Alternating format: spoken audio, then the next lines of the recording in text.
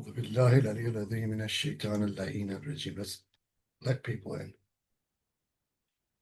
at all.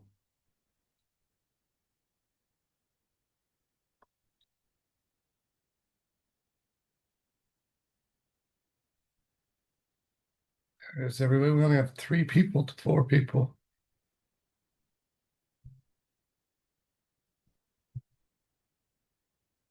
All right, everybody, here we are in our Hussein and Jeff. What's this box? Hopefully. Oops.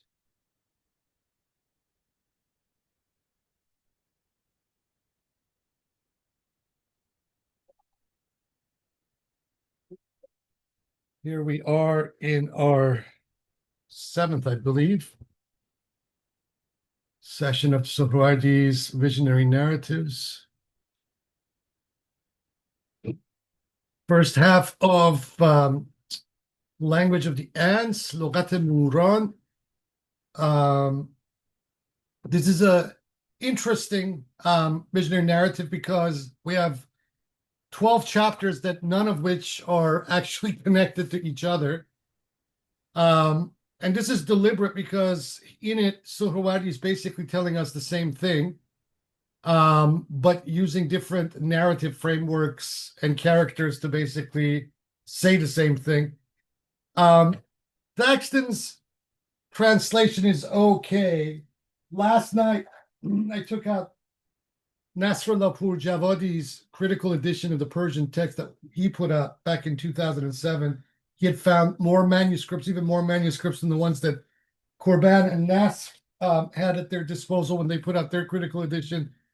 And he actually offers an extremely valuable lexicon of some of the terminology that Suhrawardi uses in the original Persian that makes this treatise a lot deeper than even how Korban unpacks it in that translation of his French that I put on the list last night. So let's get cracking in this treatise number 7, The Language of the Ants, Lughat al-Muran. In the name of God, the Compassionate, the Merciful. Bismillahir Rahmanir Rahim.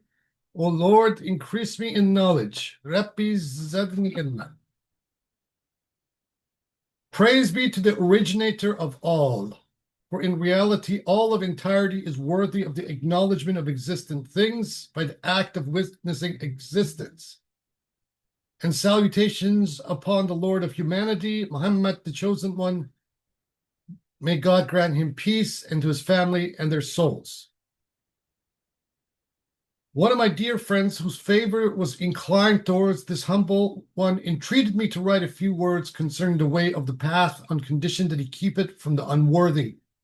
God willing, I have called it The Language of the Ants, and successes through God. Chapter 1, The Ants and the Dew. Several ants, ready for action, scurried from the dark depths of their principal hiding place and set out for the field to see to their provisions. By chance, a few stalks of vegetation came within the scope of their vision, and being early in the morning, drops of dew had settled upon the surface of the stalks. What is that? Asked one of the ants. One said that the drops originated from the earth, another said they were from the sea, and they fell into dispute over the matter. A master from among them said, be patient for a moment to see in which direction it is inclined, for everything is attracted towards its origin, i.e., everyone yearns to join his place of origin. All things are attracted to their own root. Don't you see that although a cold clod of earth can be tossed into the air, since its origin is inferior and the proposition that everything returns to its origin is well-founded, in the end the clod will come down. The origin of everything that retreats to pure darkness is of that very darkness. With regard to the light of divinity, the case is even more evident for noble essence. God forbid any supposition of substantial union, yet whatever seeks light is of light. Here's Suhrawardi having a problem with an al-haq or Halajian exclamations. The ants were thus occupied when the sun warmed up and the dew began to rise from the vegetable form, and the ants realized that it was not of the earth. Since it was from the air, it went to the air. Light upon light. Nurun ala nur. Chapter 2. The turtles judge a bird. Some turtles had a nest on the seashore. Once, casting a glance over the sea for amusement, they saw a multicolored bird playing on the water as birds are wont to do. Sometimes it would dive beneath the water, sometimes it would come up again. Is this agreeable shape aquatic or aerial? Asked one of the turtles. If it were not aquatic, what would it be doing in the water? Answered another of the turtles. If it is aquatic, said a third, then can I go without water? Just then, a sincere arbiter and judge stated, watch and consider its condition carefully. If it can be without water, then it is neither aquatic nor dependent upon water. Proof of this is the fish, which when separated from water cannot survive. All of a sudden, a strong gust of wind rose and stirred up the water. The bird hovered high above in the air. To the judge, the turtle said, an explanation is in order to settle our accounts.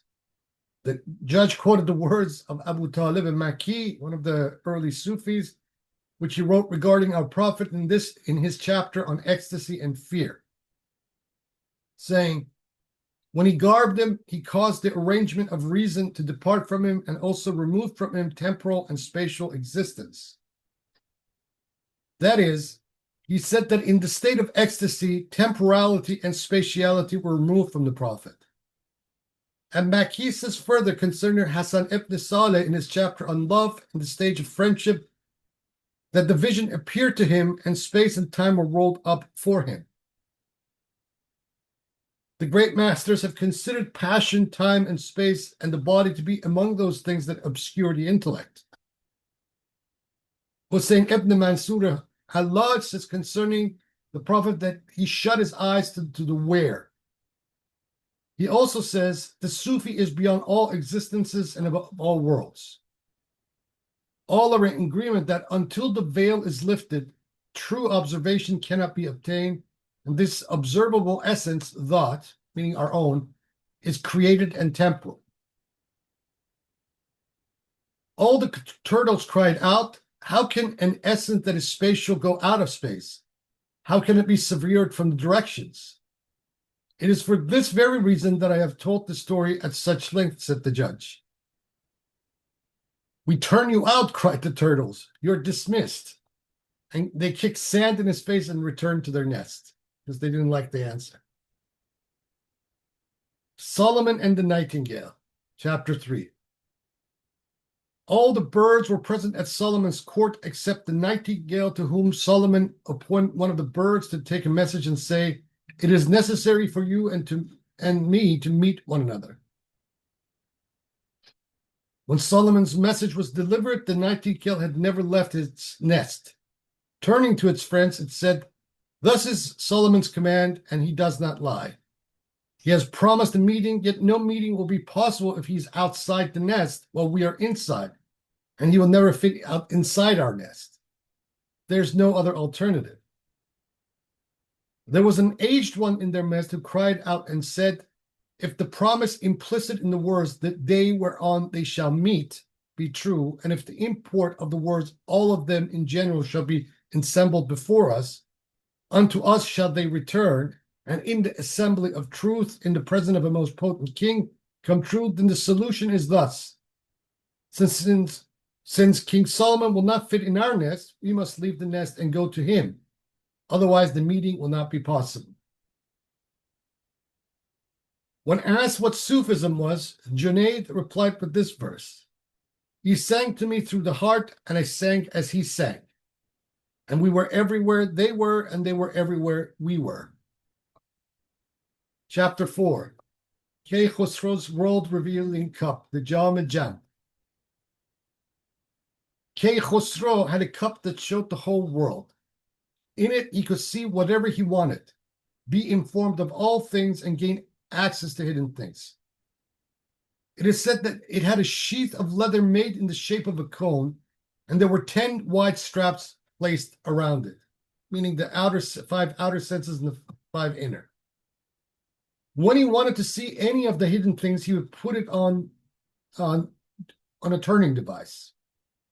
When all of the straps were opened, it would not come up. But when they were all closed, it would come off the turning instrument. Then, when the sun was high, he would hold the cup up opposite the sun, and as the sun's light fell onto it, all the lines and forms of the world would appear therein. And when the earth shall be stretched out and shall cast forth that which is therein, and shall remain empty, and shall obey its Lord, and shall be capable thereof, O man, verily thou laborest to meet thy Lord, and thou shalt meet it. None of your secret actions shall be hidden. Every soul shall know what it hath committed and what it hath omitted. When I heard from the master description of Jamshid's cup, that very world-revealing cup of Jamshid was I. They mentioned the world-revealing cup. The cup buried of old is our woolen cloak. This line is by Junaid. Flashes of light loom when they appear, and the hidden is revealed and tells of union. Now, before I go on, if any of you read Corban's first volume of An Islam Iranian, which I uploaded one of the unofficial translations of, you will know that Corban argues that the whole Grail motif in the Western mythos has an Iranian origin, and he traces it to this very typology of Kay Khosrow's cup, the Jam-e Jam. Chapter 5. The man who would see the king of the jinn. A man became friendly with one of the kings of the jinn, to whom he said, "How can I see you?" Jim replied, "If you want an opportunity to meet us," he answers, "put a bit of incense on the fire and throw away everything in the house that is made of iron, is of the 7 bodies, or makes a noise. Then remove everything that makes a noise while stationary. Then turn aside from them and say peace. Then, seated within a circle, having burnt the incense, look out of the window and you will see me. For other than them, a similitude of evil." Junaid was asked what Sufism is. He said, "They are the people of a house into which no one enters besides them." Khaja Abu Sa'id al-Qarra says, "My qualities disappeared entirely for the sovereign, and my qualities disappeared when I disappeared from prison. And he disappeared for whose sake was my disappearance. That is my annihilation. So understand, O sons of feeling." In answer to this, someone has said, "I am perplexed, too perplexed to know who I am, except for what people say of me and my companions." One of the masters says, "Cut yourself off from attachments and abstract yourself from encumbrances so that you may witness the Lord of creation." He added, "When we do this and fulfill all the conditions, the earth shall shine by the lights of its Lord.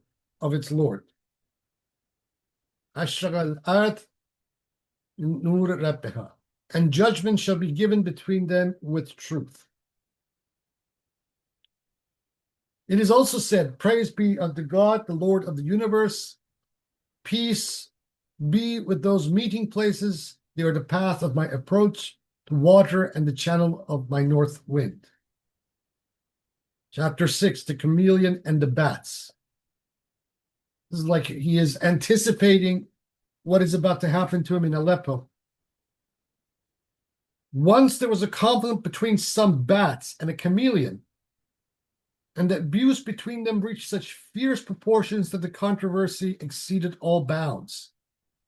The bats agreed that when the dusk of night had been diffused through the concave of the celestial sphere, and the sun had descended before the stars into the enclosure of sunset, they would gather as warriors, attack the chameleon, and having taken him captive, push him to their heart's delight and extract their revenge. When the opportune time had come at last, they sallied forth and all together dragged the poor hapless chameleon into their nest. And that night they held him prisoner. At daybreak, they wondered how they would torment the chameleon. They had all agreed that he should be killed, but they still schemed with one another how best to carry out this execution. Finally, they decided that the worst torment would be exposure to the sun. Of course, they themselves knew of no torture worse than being near the sun, and making an analogy on their own condition, they threatened him with gazing upon the sun. The chameleon, of course, wanted nothing better. Such an execution was exactly what he desired, as Hossein ibn Mansur says, "Slay me, my friends, for in my being killed is my life. My life is in my dying, and my dying is in my living." So when the sun rose, they cast him out of their unhappy house so that he would be tormented by the sun's rays, which torment was in reality his salvation. Thou shalt in no wise reckon those who have been slain in the cause of God dead. Nay, they are sustained alive with their Lord, rejoicing for what God of his favor hath granted them. Had the bats known from such much kind that they were doing to the chameleon by that torment, and how much they were missing what gave him pleasure, they would have died of grief. Who Suleiman Darani says, were the heedless to know how much they have missed of the pleasures of the cognizant, they would die of distress. Amen to that. That was the first 6 chapters of the language of the ants, the Lokate Murab. Whoever wants to take the stage, all yours.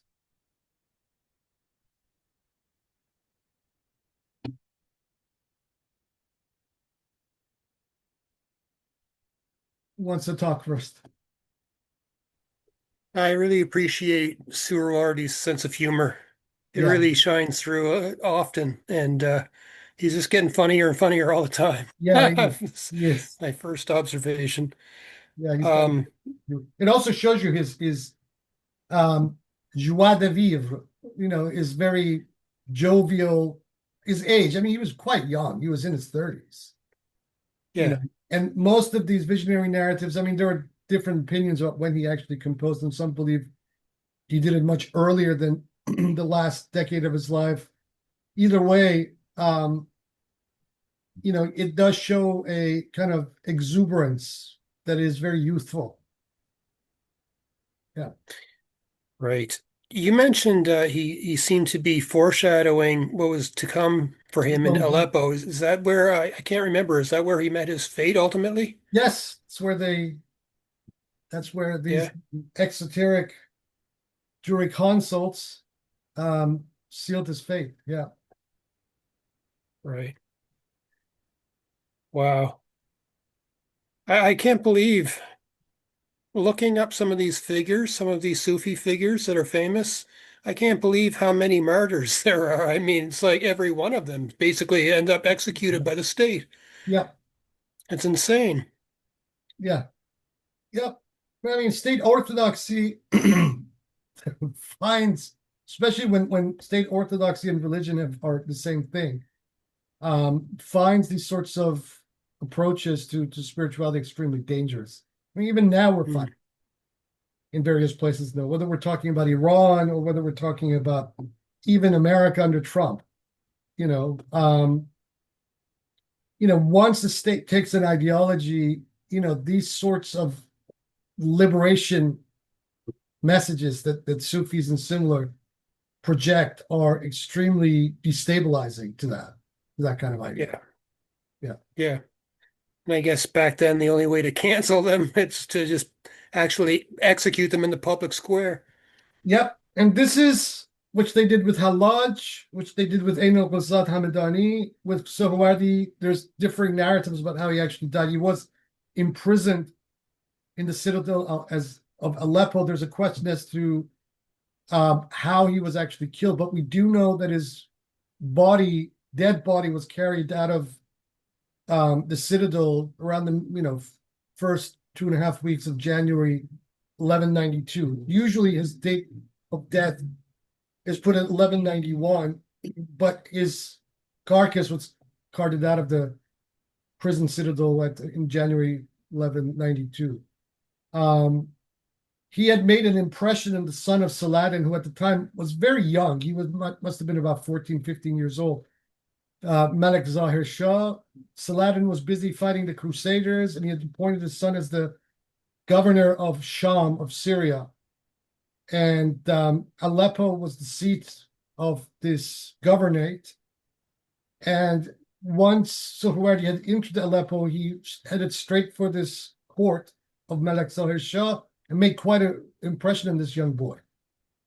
But all of these fuqaha, the religious jurisconsults, had a problem with Suhrawardi, and there are various chronicles. I'm actually quoting some of these in my forthcoming translator's introduction to these prayers. The accusations are, and I think the accusations are valid. I don't have a problem with them. Others seem to have a problem with them. But it appears that from some of the texts that have come down to us, that the group of people that were assembled around Suhrawardi took him as more than just your average Sufi saint, something beyond. And the accusations, one of the accusations that these jurisconsults had made of Suhrawardi is that his disciples were claiming him to be the messenger of God. I've mentioned this before, that he was some kind of a prophetic figure. I think there's substance to this because whether one looks at the conclusion of his Hikmat al-Ishraq that we will read, whether one looks at these visionary narratives, and especially when one starts to look at the prayers, especially in the first block of prayers, which are liturgies, it is pretty obvious that Suhrawardi's claim is beyond the conventional, because this is what I think. I think that the syncretism that we find in Suhrawardi is a function that is obvious at the beginning of any prophetic career. We saw this even in Islam. The Abrahamic creed that Muhammad establishes is very much syncretic to his Arab environment. And there's a lot of evidence to this. He took from the Jews, he took from the Christians, possibly from some of the Gnostics. There's definitely Zoroastrian influence in the Quran. I mean, these are things that the Orthodox usually don't like to talk about. But once you look into the milieu and you look at the text, and look at even a text like the Quran in its ideas as a sort of palimpsest of various kind of levels of ideas and their source, it's very obvious that we find this. You can also argue the same thing about Jesus himself, that this Palestinian wandering rabbi, is influenced by a whole bunch of different tendencies of his time that are present, that kind of form a synthesis into his own gospel, and so on and so forth. And this was what Suhrawardi was definitely up to. So, although people talk about his Zoroastrianism, that's definitely there, but Suhrawardi was not an Orthodox Zoroastrian. So he was utilizing Zoroastrianism, Hermeticism, Neoplatonism, Islam, Sufism, the whole thing, and just creating a completely new thing out of it. And this was obvious to these people. Right. Although not completely new. I mean, it's all still grounded Yeah. in the Quran, and like Muhammad is still the messenger of God ultimately, even like from Suhrawardi's point of view. So it's not like he just came out of the blue with a whole new revelation or Well, something. but just remember, just like with Islam itself, one's predecessor establishes one's legitimacy. So Suhrawardi wasn't just saying that Islam is abrogated, right? Right. He is looking at himself as part of a larger genealogy that includes Muhammad and all the Abrahamic prophets, as well as Hermes, that he names outright many places, What does he? and the Greek philosophers, and also what he calls the Indian sages, and even other than them, what he calls the ancient Khosrawani sages of ancient Iran. So his was, before anyone had even coined the term perennialism, Suhrawardi was doing it. One thing I have noticed in that is that we have a very similar kind of trajectory with Suhrawardi in that respect as we find with Mani. the prophet founder of Manichaeism. He was also quite syncretic. The only difference being between Suhrawardi and Mani is that Mani was a dualist, whereas Suhrawardi is not. And he's very critical of that kind of dualism. And he calls Mani a heretic at the beginning of the Hikmat al-Ishraq.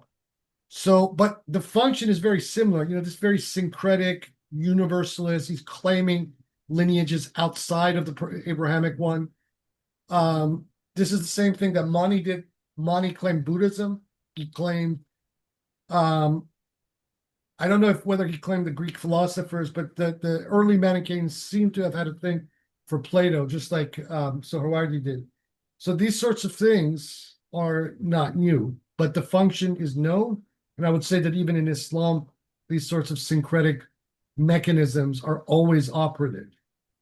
There's Yeah. nothing wrong with that. Even when God speaks No. in this world through the context of what is known. Cannot speak through Right. the context that is unknown. Otherwise, people don't understand the message. Yeah. So these things need to be taken into consideration, but they're very obvious in Suhrawardi. And so these guardians of state orthodoxy couldn't stand the man. He was, Yeah.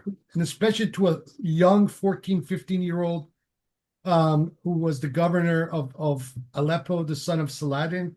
Saladin is off fighting the Crusaders. He's put his young son in charge, and this young son is impressionable.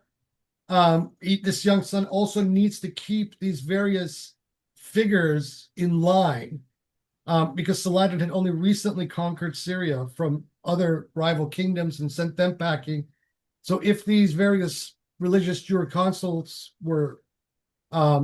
didn't get their way, they would revolt and go make an alliance with one of the political rivals, Muslim political rivals of Saladin at the time when he's fighting the Crusaders. So you look at the political situation in Syria at the time, and it was almost inevitable that Suhrawardi would have been made an example of. But interesting enough, less than 20 years later, after Suhrawardi was put to death, Ibn Arabi shows up in Syria under Saladin's own son. By that time, Saladin had died, but Malek Zahir Shah was still alive, and he was the chief Ayyubid potentate that had inherited basically everything from his father, including Egypt. And the reception of Ibn Arabi was very different from the one of Suhrawardi. Arguably, by that time, Malek Zahir Shah had probably learned his lesson. Apparently, he had a lot of regret about, agreeing to his father's demand to have Suhrawardi put to death.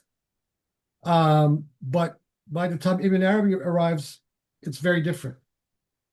And, Ibn Arabi is just as controversial in that respect, even more so in other areas. Suhrawardi. Yeah. And so what ultimately happened with Ibn Arabi? Pardon me, I don't know the story. Like, was he eventually executed, or did he No, live a no, long Ibn Arabi life? was not executed. There are stories that he was set upon by a mob, but these are anecdotal.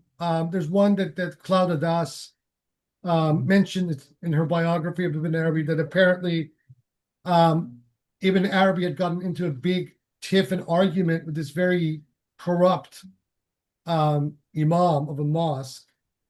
And at the end of they had an altercation. And Ibn Arabi basically said, the God that you worship is under my feet. And apparently the mob set on him, and he died of his injuries. But there's very little evidence of this. And then the story goes that a few decades after Ibn Arabi's death, as they were excavating the floor of this mosque, all these bags of gold coins were found, underneath. So yeah, but no, this is anecdotal, and it's there's no evidence that this is how it happened. Right, right.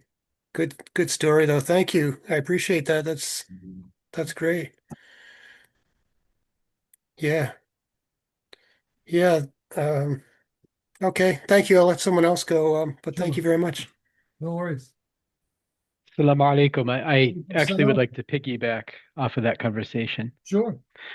So I thought this was interesting because while reading it, especially the sixth chapter, I did see parallels with Mani, even though the philosophical systems of the two are very different.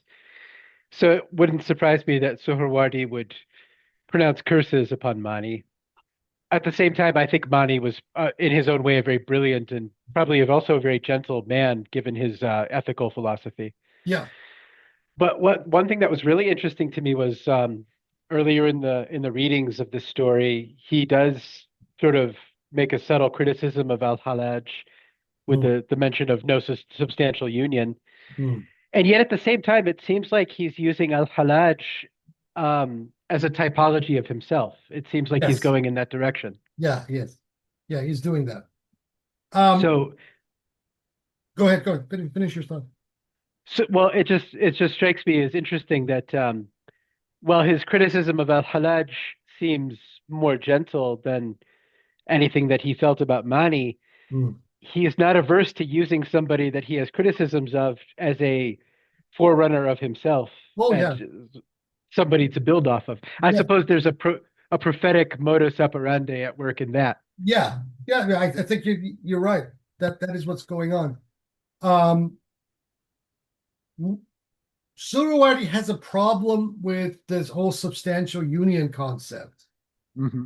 But arguably, so does Ibn Arabi. Ibn Arabi also has a problem with it in the way that Al-Hallaj articulates it, yet goes on to articulate an ontology that would support Al-Hallaj's claim. So there's a very similar thing going on between Suhrawardi and Ibn Arabi towards Hallaj. It's not quite a love-hate thing. It's more that, the articulation of it is too totalizing to be true, even in the state of ecstasy when you're saying it. This is the way that Suhrawardi would look at it, because with Suhrawardi, saying an al-haq does not mean an al-haq in the totality where you are united with the light of lights, with the essence, but with your own holy guardian angel, which is an individuation of the active intellect, who was Gabriel. That's the way that Suhrawardi look at it. So if he said an al-haq, that is the voice, the sound of Gabriel's voice, rather than sound of the light of lights. Right. It's essentially a theophanic experience. The totality of the real has instantiated itself in a very personal way for you in that Yes. experience. Yes. That's the way to look at it. That's incredibly powerful, but it's also very interesting too that that Salah ad-Din al-Ayyubi had such a problem with this man, because less than 60 years after killing him, they were overthrown by the Mamluks. Yeah. All their machinations were for nothing. Yeah, and we're for nothing. I'll put up the article that Roxanne Marcotte published back in 2001, which is an excellent piece of scholarship. She basically reconstructs forensically, based on the available sources, the circumstances that led to Suhrawardi's death. And the way I read that piece, they had the machinations were such, because it wasn't that Salah ad-Din had any personal interaction with Suhrawardi. It's because these qadis and fuqaha were writing him complaining, because Malik Zahir Shah wasn't, he was averse to do anything to Suhrawardi. He liked it. Right. So Suhrawardi had made an impression on him. He didn't want to kill this man. But Saladin is in the middle of war, and these voices are pressuring him to do something about this upstart Iranian. And so he basically ordered his son to, take that action that he did. Right. Yeah, it's I don't think Salah ad-Din was probably a very learned man, at least not in comparison to his ulama. So he was a warrior. Yeah. He probably did not have a very nuanced understanding of these things. Most people don't. No, he didn't. But it was the ulama who might have known better, at least from their learning, if not from personal irfan, and what they chose to do vis-a-vis Suhrawardi is unexcusable. Absolutely, because he was essentially cuckolded by them. Yeah, exactly. Which tells you that he was, in the face of these figures, he was quite weak. Right. he couldn't just put his foot down and say, shut up, mind Right. your business. Which tells you about then the power of these people to make or break a political figure. This is the kind of power that they held. Right. And yet it's also interesting too, of the many people involved in tasawwuf that I have known over the years, many of them would describe themselves as quote unquote orthodox. They're very by the book of fiqh and sharia. Mm. And yet when they speak respectfully of Sheikh al-Maktoum, as we are seeing, Sheikh al-Maktoum believed things that would probably make their hair stand on end. They don't Yeah. really seem to want to delve into those things. Well, I'm going to bring this all up. I'm going to bring this all up in the concept of two things. Number one, I think that both the Hosa and the Western Academy, in some ways, are kind of complicit in a silence around this particular angle of Suhrawardi's biography.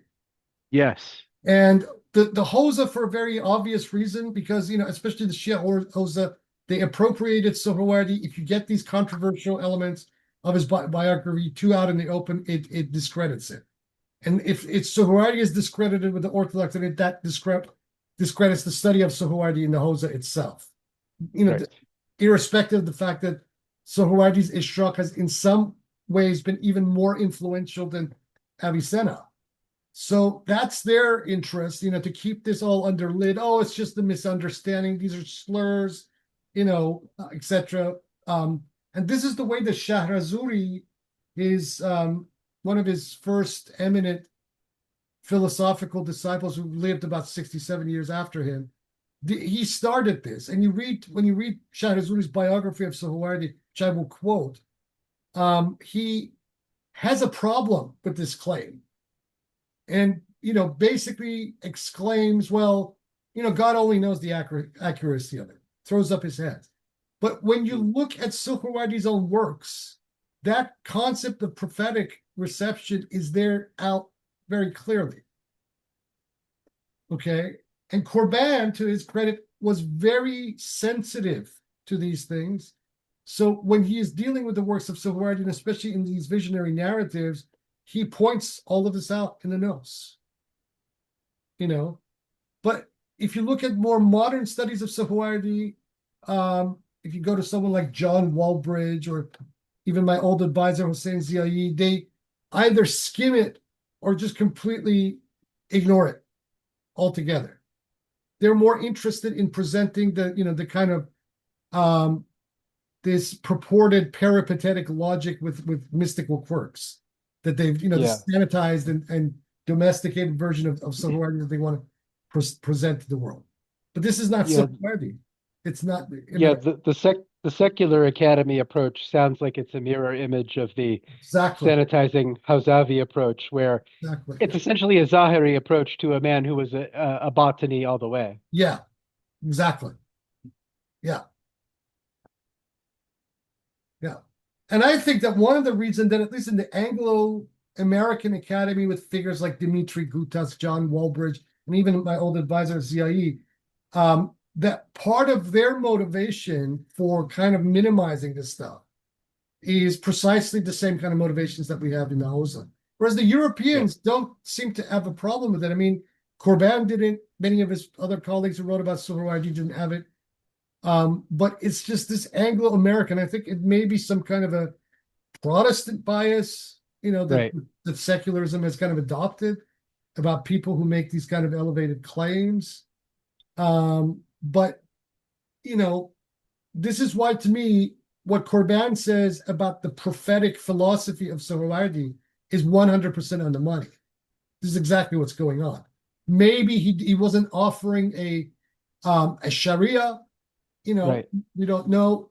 But the fact is those claims were being made. And they're very, very explicit in the works when you look at it. Right, and this continues to make a lot of run-of-the-mill Muslims very anxious. I remember I was chastised by a Iraqi guy once for using in English the term revelation when speaking about people's personal spiritual experiences, and I was just pointing out to him, like, look, if the breadth of the Islamic tradition, words like wahi are used in multivalent ways. It's not just this received idea you got from going to the masjid. It's a lot bigger than that. Yeah. And it's flexible too. Well, I mean, technically, even the word ilham is a revelation. The prophet is apparently receiving both wahy and ilham. So, um, Right, the fact that there is a distinction boundary put between one and the other is a very recent thing. It's something that these theologians, these mutakallimun, kind of agreed with the fuqaha sometime during the early Abbasid period that they would make this, that one was, verboten to everybody, while the other one was possible right, within bounds. But when you look at the hadith literature, both things are going on. right, exactly. Yeah, I think it's important for us to sort of break out of some of these received frameworks Absolutely. and periodically reconstruct them. I Yeah, know that would probably get me pilloried by some of my friends as well, but so be it. I think it's the truth. it is absolutely the truth. But the question is, when we're in the face of something like this, a kind of high philosophical doctrine or theosophy, as Corban would insist, um, what exactly do you think you are gaining by holding with dear life to these hand-me-downs? When Right, these people, exactly. their whole quest was to break these hand-me-downs completely down Yes. as a means of attaining the presence, of attaining their own spiritual awakening, illumination, and individuation. So society, I mean, this is my conclusion that society is a machine against it. It's almost like a machine against the spiritual individuation and awakening of the individual, which is a truth that almost every mystic from every tradition has confirmed over and over again. So ultimately, it doesn't matter what these people think, but in hostile environments, one should probably exercise the discipline of the arcane, as Suhrawardi himself is suggesting later on in this very treatise. If you're dealing with Right. people who have no comprehension of these truth because they don't traverse it themselves and even can't even consider the possibility of it, then if you openly speak about these truths, then you risk your life being cut short. Right. And I recall reading that when Junaid al-Baghdadi joined in the voices condemning al-Hallaj, Mm, it was not really so much for anything that al-Hallaj said, but it was for saying it openly and yes, potentially causing trouble. exactly. Yeah, yeah, exactly. And throwing your pearls before swine has always ended up getting a lot of people killed, not because they should have been killed, but because people are just machines when it comes to this stuff sometimes. Yeah, because there's swines that will trample over it. Yeah, exactly so. Yeah, Well, thank you. I will let somebody else go chime no in again if worries. I something No comes up. worries at all.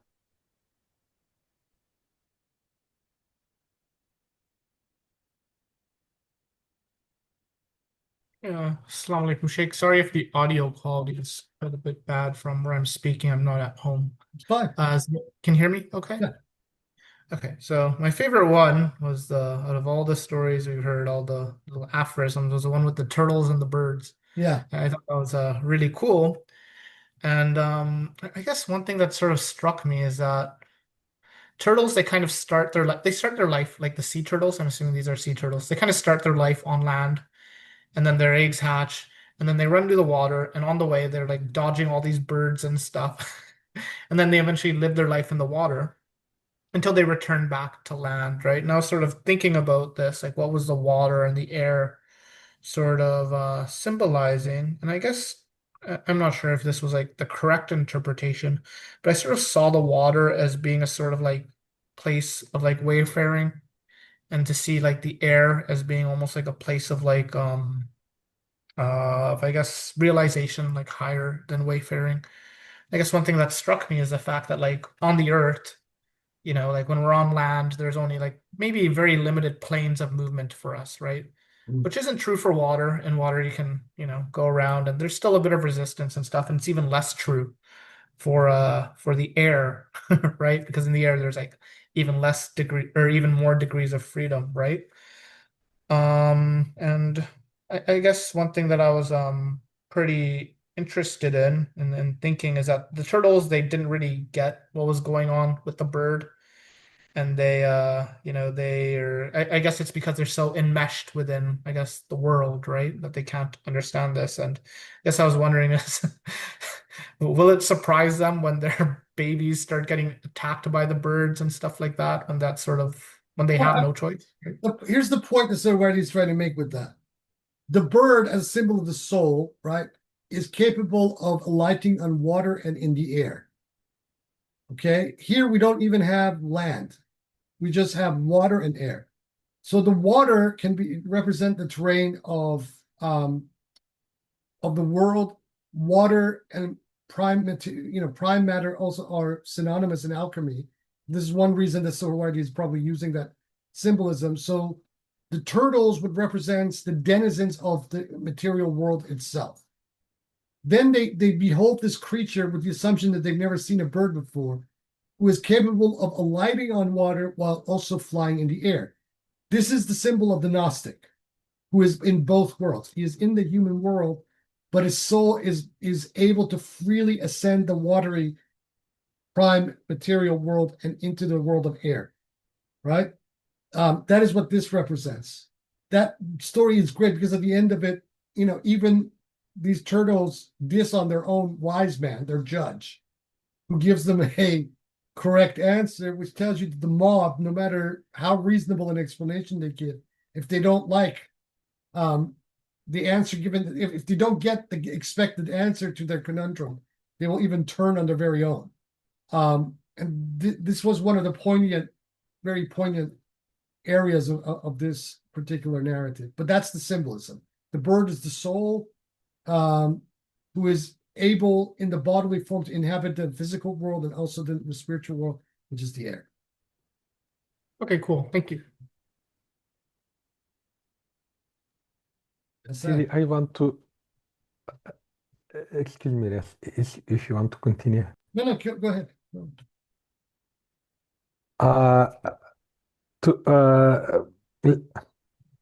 And the first two chapters, to continue their analysis, the first one, the story of ants, they have wise ant, which tells how we should judge about the dewdrops. And in the second one, with the turtles, again, wise turtle, which is the judge, Yeah. which tells how to proceed. Here, two things come to my mind. The Quranic ayah, we do not send a prophet except that he speaks to his people on the language they are capable to understand. That is the first thing which comes to my mind.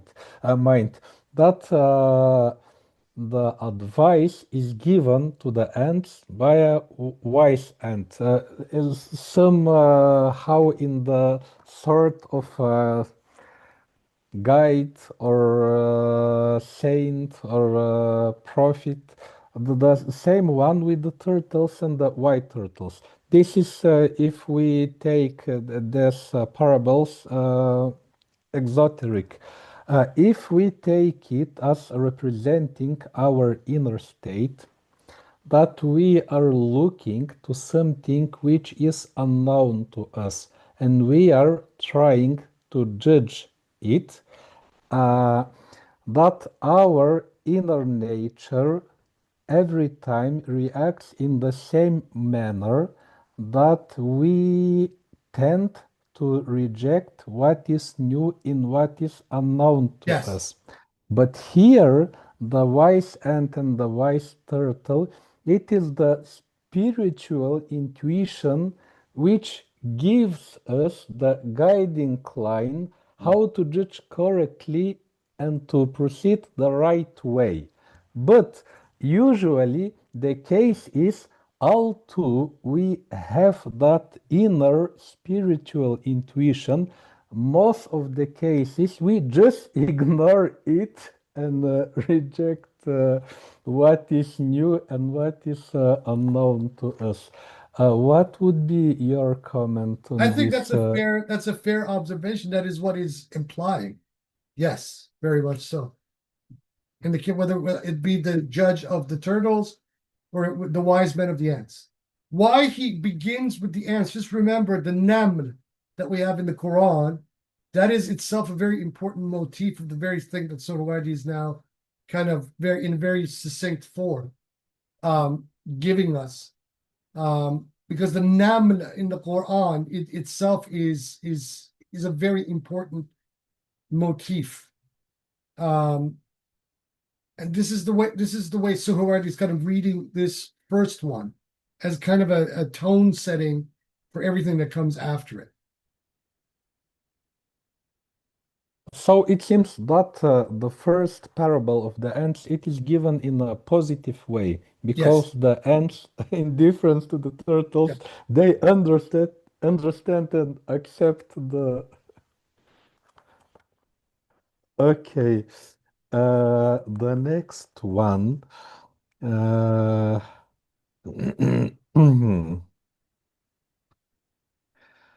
Just a second. The Kai Khusro and the Growl.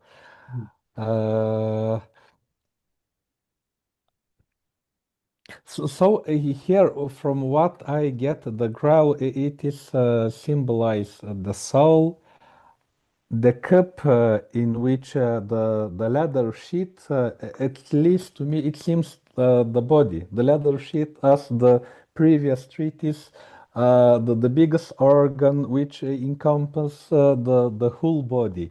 But there are some details which I want to clear. Then, when the sun was high, and also in your translation of the Corbin's translation, it was given the spring equinox. What is the importance of the spring equinox? What it represents when he puts the growl against the sun, and that is the moment. The equinox is the change of seasons, right? And it's a liminal space between the winter that passed and the summer that is about to start. Okay, so this is a very important. I mean, it also has that Zoroastrian connotation because it's the beginning of the new year. It's the renewal that occurs, right? March 2021 in the northern hemisphere is the equinox, spring equinox. So that's one of the reasons that he puts it, because it represents the point of the renewal, the beginning of it.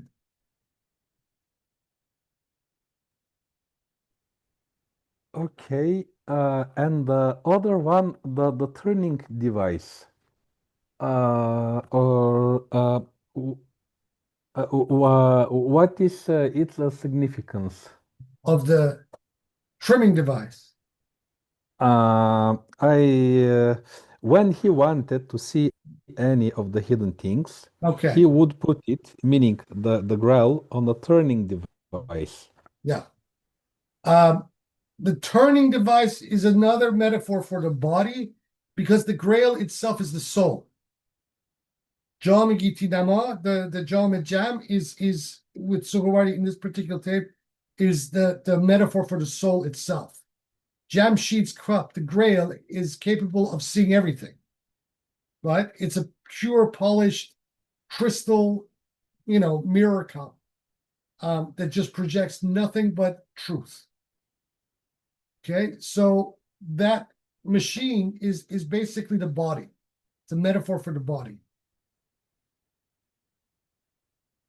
And then the difference is in the here it is given the 10 how was 10 holes. Yeah, one is for yes, and the five outer senses, and then the 5 inner senses. Those are the 10. And in yes, in the Corbin's translation, there are 4 representing the 4 elements, but nevertheless, the core idea is the same. Yeah. That when souls succeeds to abstract itself from these things, it disappears in the world of spirituals. Yeah. And the opposites, when it is connected to them. Yeah. Okay. And just one last thing on this one. The name Jamshed, I don't know how it's corrected. The AI Google gives it, but as a meaning, some like one of the meanings, twin brother of the light. Jamshid. That's interesting because shade in Pahlavi, not Avestan, it's Pahlavi Persian. Shid is one of the words for light in Sasanian Persian or Pahlavi Persian. So Jamshid can be taken as the light of the jam or the light of the cup, Jamshid. It can be taken that way. That's a possible etymology. Yeah. Yeah.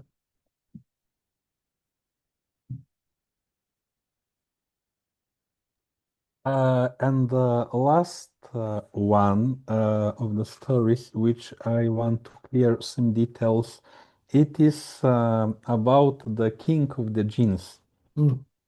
So here, the first one, literally, the jinn as this spiritual beings, which are created from fire and so on and so far.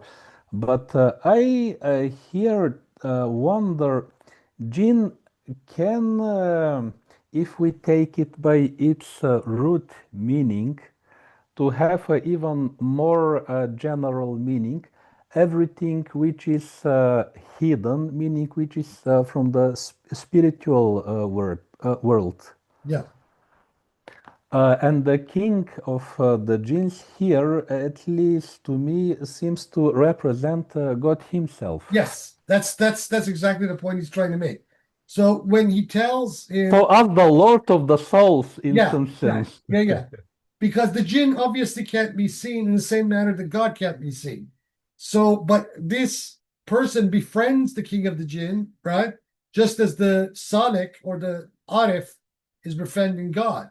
But then the question is, well, how can I see you?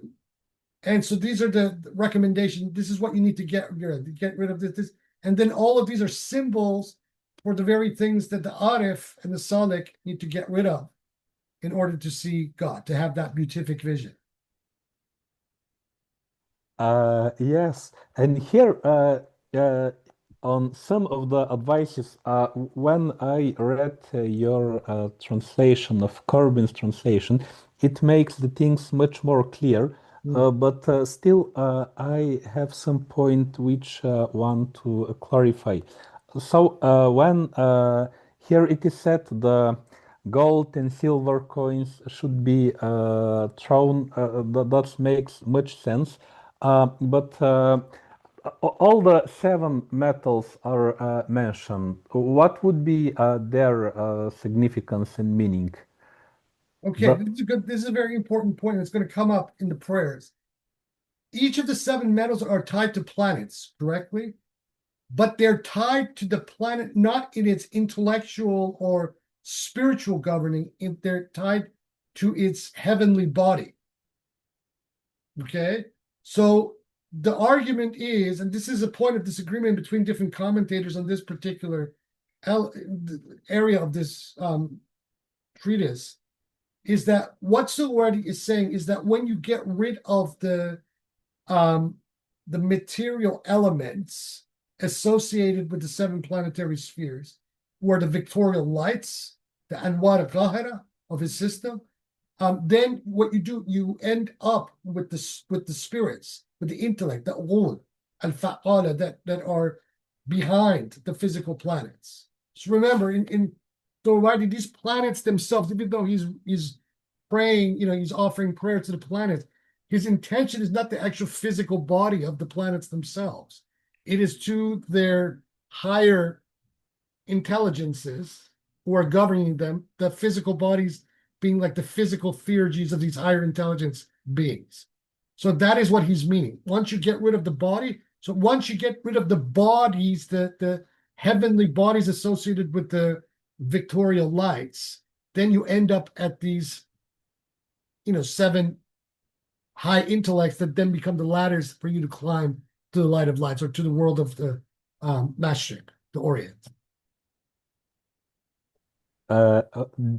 This clears very good explanation. So, because in every of the prayers, after the mentioning the planet, the first thing which goes to the Ma'shuk, or the Ille, which creates the planet, which is supposed to be exactly the intellect to which the given planet is.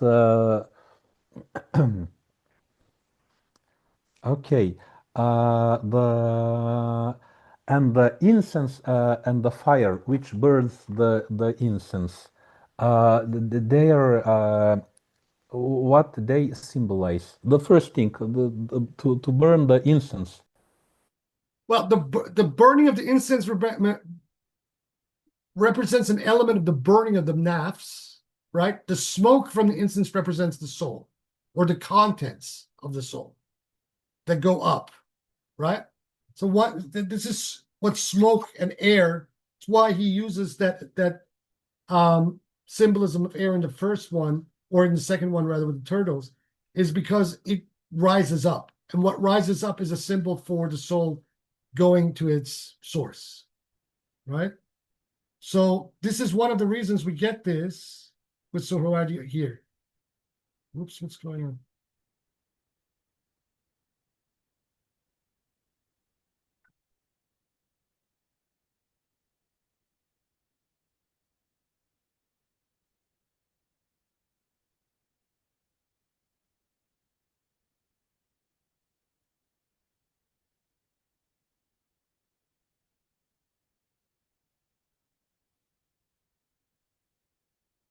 All right, that's better. And because uh, what I get from this is that it gives a positive flair of the soul, because burning when you burn the incense, the smell of it is a pleasant, good smell. So for the salik who takes the way, it is a positive And it outcome. moves up. And Just remember, it's moving up. So the good smell, the perfume, the atr is moving up, right? Just like as the burning has happened, this is the nafs, or the ego, or whatever psychological element of the solic burning up, and it's rising up to the heavens.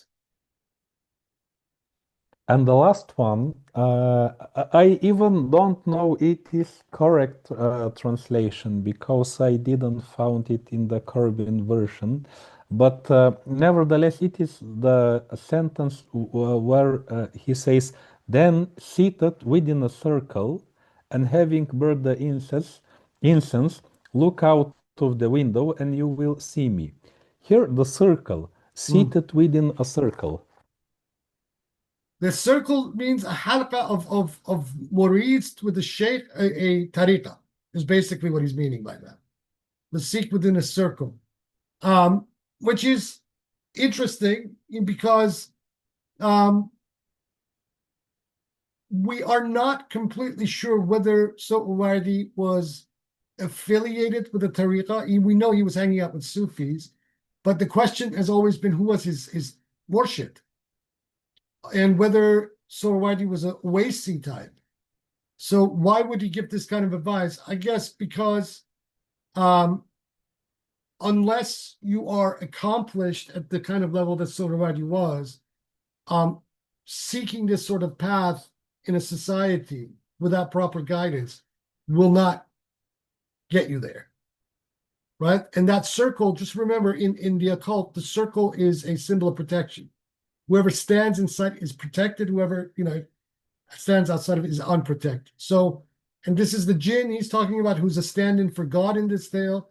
So, doing things within the circle means seeking God within the context of a tariqah, within an initiatic circle of people, a caravan, as it were. Yeah. And the last one, Sidi, it is more technical questions. You mentioned about book in Persian, which takes in consideration all the manuscripts found till this date about this treatise, which makes better reconstructions of This one, carving. this is Nasrullah Purjavadi. This was actually sent to me by his son while I was living in Berlin, because Reza Purjavadi was there at the time. And he had a copy of this and he just sent it to me. He said, "Do you want it?" And I said, "Yes." And he sent it to me.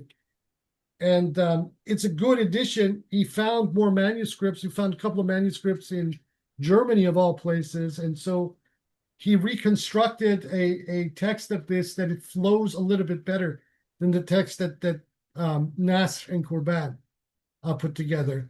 And he also mentions that there are misreadings in some of the manuscripts. This is what happens when you're assembling a text. Especially when there is no known, what they call a known stemma, right? A known master text, a basis that everybody subsequently copied from, right? When that is not known, or if there's not one close to it, then all kinds of misreadings will happen from one manuscript to another. I mean, entire passages reframed or obscure. This is very normal. Yeah. Yes, this is, I think, is one of the huge problems and obstacles with all Suhrawardi studies, the reconstruction of the manuscripts. Yeah. So, is there any progress also in the order of the visionary tales in terms of new manuscripts found in comparison to that's a good question. There's a lot of manuscripts that have been coming out of the Stadtbibliothek in Berlin. While I was there, I got a couple of opportunities to go through their manuscripts. It's a vast. I mean, these Germans bought thousands of men because they were trying to compete with the Vatican's collection. So they amassed huge amounts of manuscripts, some of them originals or close to originals, going back as far back into the early 13th century. And we're talking lots of library level number of content that they accumulated, which is a whole story unto itself. These European libraries that were accumulating all these Arabic and Persian Islamic texts. But what Purjavadi says in the introduction to this and how he reassembled the text, it was these manuscripts. One that he found that was actually not even attributed to Suhrawardi, but a main one that he found that was actually a work that was attributed to Ahmad Ghazali. And within it, there was a copy of the Persian Lughat al-Murad, the language of the ants. Obviously, Purjavadi immediately recognized it.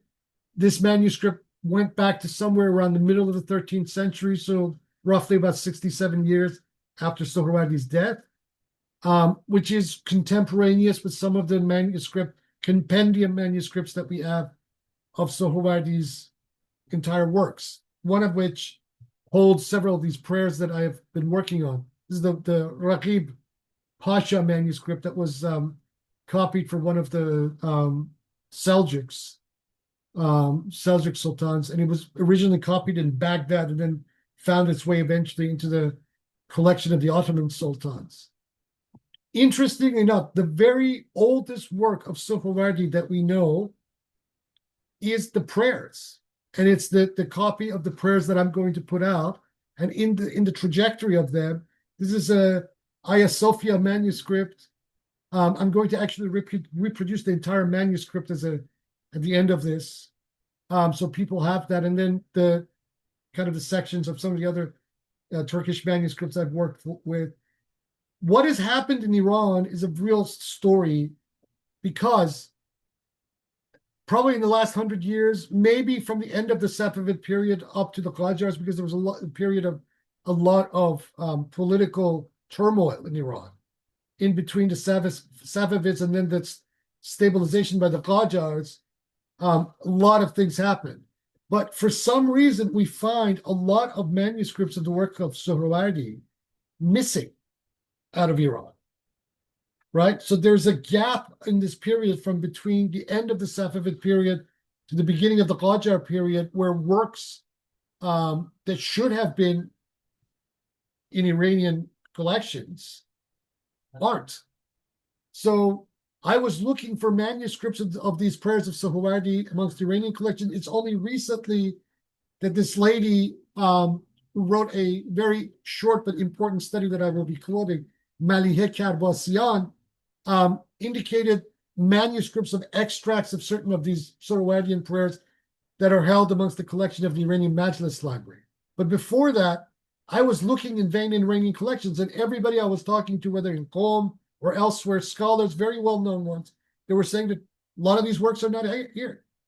We don't have any copies of it in Iran at all, in any collection. You know, we've been forced to kind of go out. And this is strange because during the lifetime of Mullah Sadra, and especially if you're reading his ta'liqat, his glosses on Suhrawardi's Hikmat al-Ishraq, he's quoting stuff directly from Suhrawardi.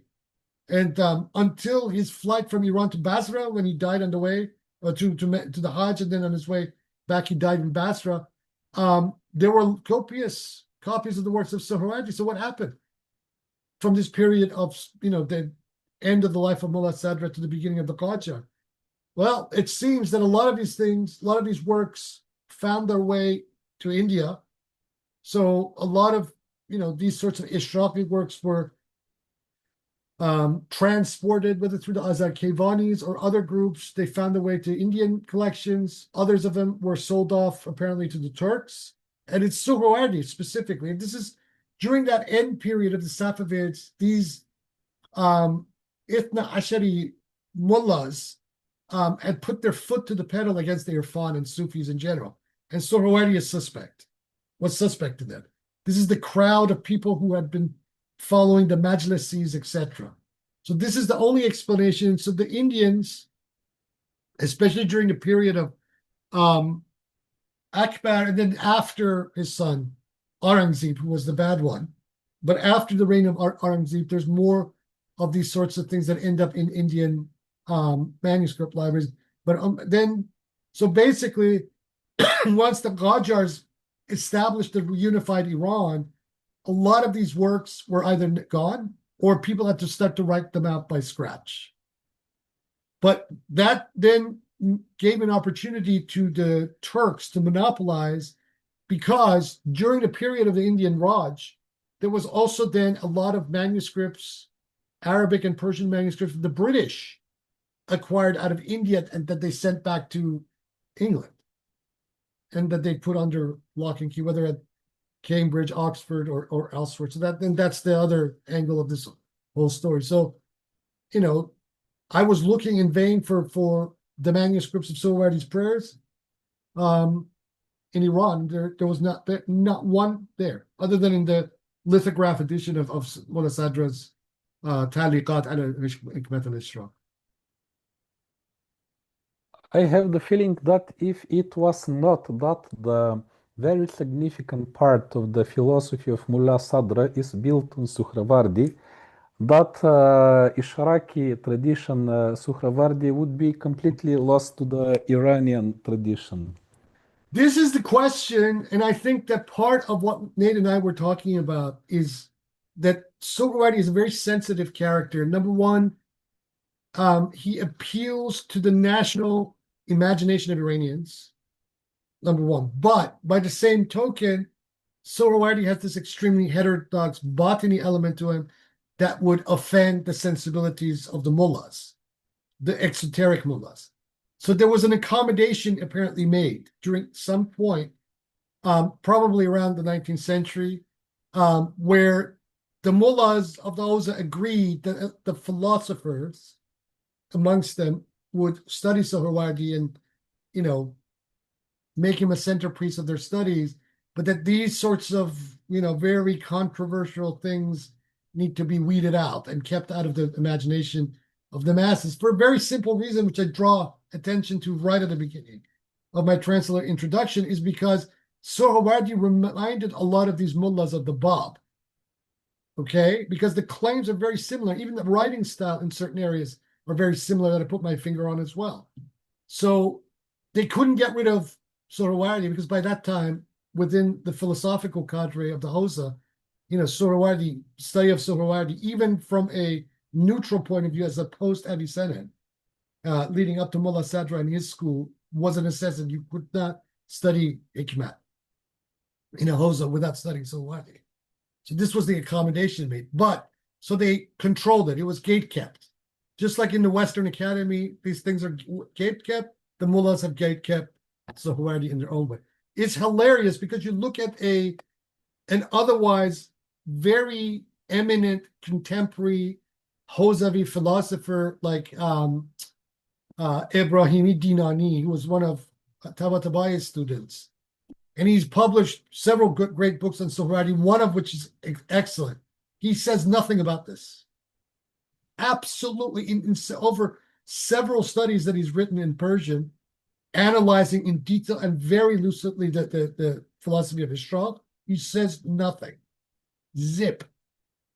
And he was at one time, especially during the Zeros, considered the most eminent scholar of Suhrawardi in Iran.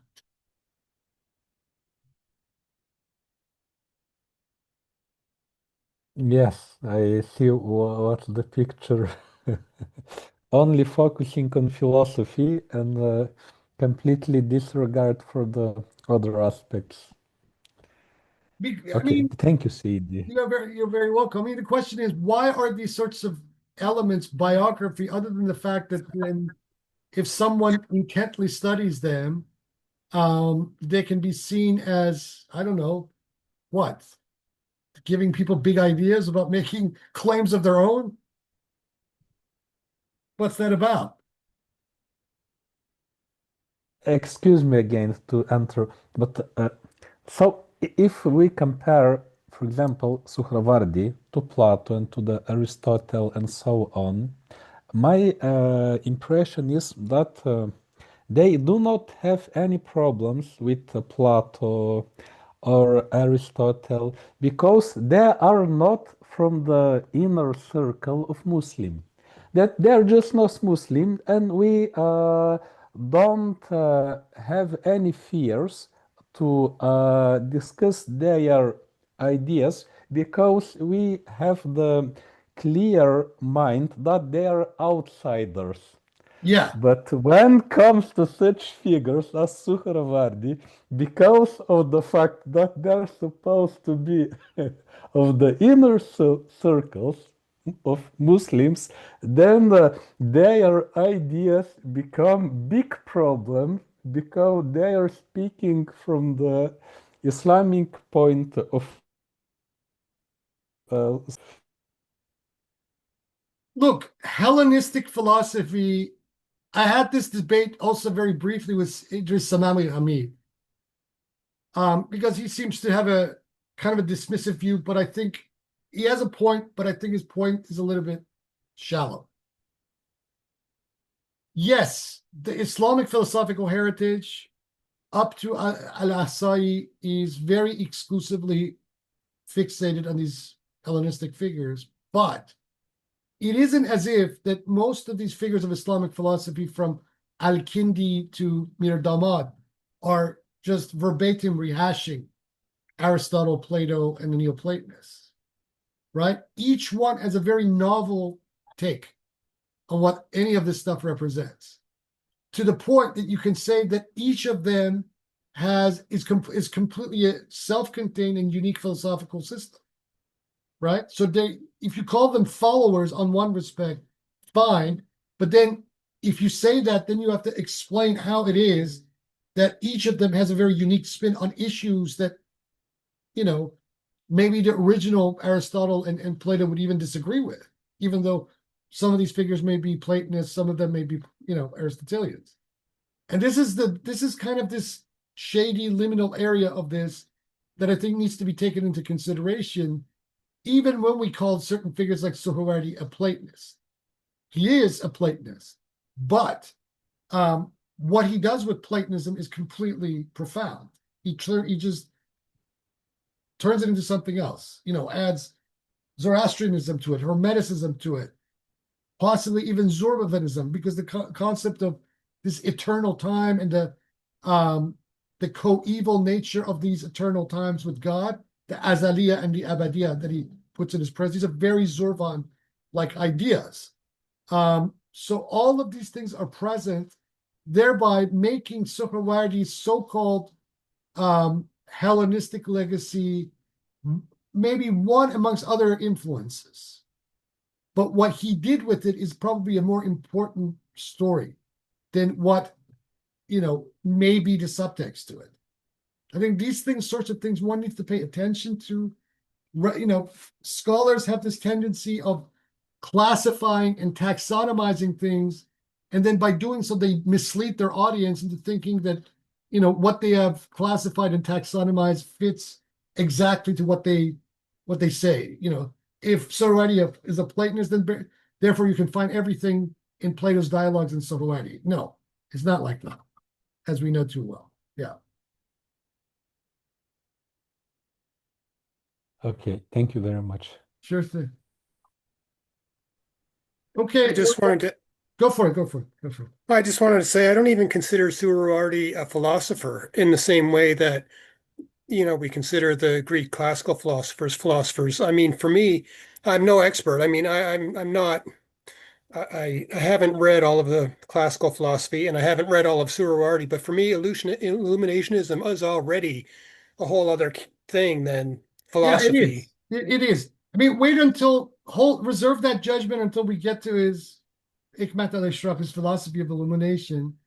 But I agree, and this is why I agree that Corban's term of theosophy is correct, despite what certain contemporaries protest, like Walbridge and also my old advisor Ziai, because what this is doing is beyond just basic exercises in logic.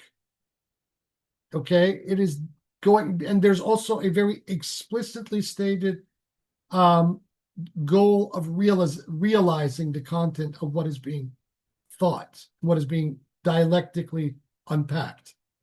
So this is very important. Now, obviously, in contemporary terms, especially if you want to put it to the standards of analytic philosophy, Suhrawardi is not a philosopher. I had this conversation with Hossein Ziai. He was very anxious to make sure that these figures from our part of the world are recognized as legitimate philosophers by these philosophers and philosophy departments at Western institutions. My retort was, well, they're never going to do that. You're never going to get these followers of Frege or Russell or Wittgenstein to consider Suhrawardi as a legitimate philosopher. I mean, the Eastern angle of it I mean, they don't even consider many figures of Chinese philosophy to be philosophers. To many of these people usually in Western philosophy departments, philosophy proper to them is not even the classical heritage, because they've relegated Plato, Aristotle, and the Middle Platonists to classics departments, not the philosophy departments. So for them, everything from Descartes to the present is philosophy. The organon is irrelevant, so we won't, touch on the Aristotelian categories. So start learning symbolism and the system of symbolic logic that was birthed during the 19th century, which I think it's just a system of symbol manipulation. It's not real logic, and primarily because it's not grounded and tethered to any ontological system, whereas Aristotle's is. Aristotle's entire organon is predicated on being, on ontology, right? But contemporary analytic philosophy, not. So my question to Ziai was, well, why bother with these people? Why do we have to prove ourselves to them? And we know that our system is a theosophy or philosophy, but he wanted to make this respectable. But then what happens is that when you are fighting your corner amongst colleagues and academics who don't recognize what you're writing about as to be philosophy, during such a in the course of such a conflict, you begin to compromise with the enemy. This is incidentally exactly what happened in the Shia world vis-a-vis the Sunnis when you had figures like the Sharif al-Murtaza ultimately compromising with their Sunni enemies and sanitizing all the esoteric and occult and mystical element out of the Shiite Hadith corpus. There's the same thing going on. This is why I think Corban is right. The study of Corban, I mean, even when Corban gets certain things factually wrong, his phenomenology of discussing Suhrawardi and this tradition in general is spot on. And I defy any of these people who poo-poo him now in the Western Anglo Academy to actually address the argument itself that Corban is making, and they don't. They just attack.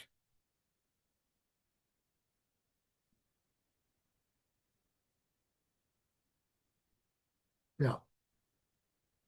Okay, thank you. And yeah, I wasn't trying to suggest that Suhrawardi should not be regarded as a philosopher. Just to clarify, he is a philosopher, I know you're not. even though we didn't get to his philosophy yet. But I mean, he's a philosopher plus. Yeah, You know what I mean? he's And a it's the philosopher, he's a plus. philosopher, but good luck trying to convince most contemporary secular philosophy departments at university of that. You know, unless you do a comparative religion kind of cross with philosophy, you know, then they'll let you talk about a figure like Suhrawardi or even Avicenna, or even Plato for that matter. Yeah. Yeah. Kind of ironic that they're like the turtles. Yeah, they're exactly like the turtles. They are exactly like the turtles. I mean, I was banging my head against the wall, whether at the University of New Mexico or at UCLA later on, over this stuff with these people. And then like I said, what happens, because, you know, then if, you know, like someone like Zia'i, you're in this political battle over, you know, having your figure, your man recognized. And so you're compromising. But what this does is it generates this extremely toxic politics around the study of these things that shouldn't have a place in a university environment. It's not why people are there. You know, and then you have different camps forming over which position to support and which not to support. This is just one very insignificant kind of thing in the Western Academy. And this was back in the 90s when this was going on. It's worse now, much worse.